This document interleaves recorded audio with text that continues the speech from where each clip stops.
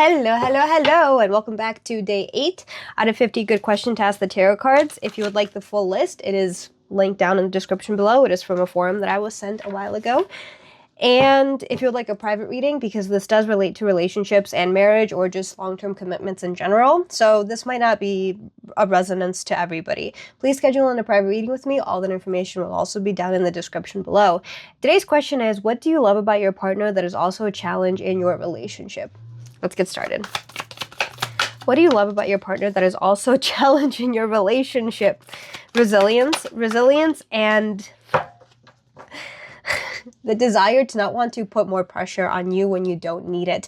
They like doing things alone. They will struggle alone. They will try to figure out some sort of situations alone, but we are unfortunately social creatures. We need to communicate in order to be able to proceed forward, to have fulfilling relationships, to be able to trust each other, to be able to be vulnerable. And you really need to get your person out of their little shell that they live in, because they don't need to do everything alone. And that is a huge thing that you need to emphasize in your relationship. The purpose of a relationship is to be there for somebody else and to have that somebody else be there for you as well. And if that other person is doing things on their own because they're afraid of involving you, because they don't want to put extra pressure on you, that's not a relationship. That is, I don't even know what that is at this point. You need to be able to communicate together. Just as card is falling out, it has to be 50-50 to a certain extent.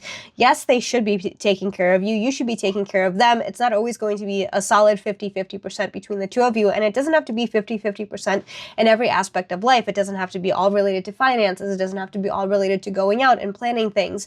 But when it comes to being there for each other, it does have to be 50-50%. At the very least, to add up to 100. And what I mean by this is that some days they're going to be at 20% where they can't give you energy, and you're going to have to be that 80 to pull that weight to make this relationship balance out again. But I feel like, again, they are taking on too much for themselves. They are struggling on their own, and they're afraid of hurting you. They're afraid of involving you in their issues.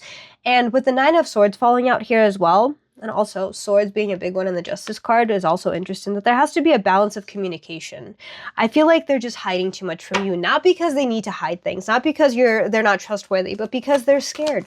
They're scared of opening up fully about what they're going through. They're scared of putting pressure on you. And Emperor card is falling out. This is a traditional sense of stubbornness that they feel like they need to be the breadwinner. And this doesn't have to be a man that you are in a relationship with. This is just somebody who has masculine energy, that they want to be the traditional person who takes care of the family. They don't want to burden you. That is a good word for it. With their problems, with their thoughts, with their insecurities, with their doubts, with their limitations that they have put on for themselves. But you need to learn to communicate. You need to learn to grab them and get them out of their shell, and they need to learn to open up to you, because the sense of stubbornness is only going to force you to fail in this relationship.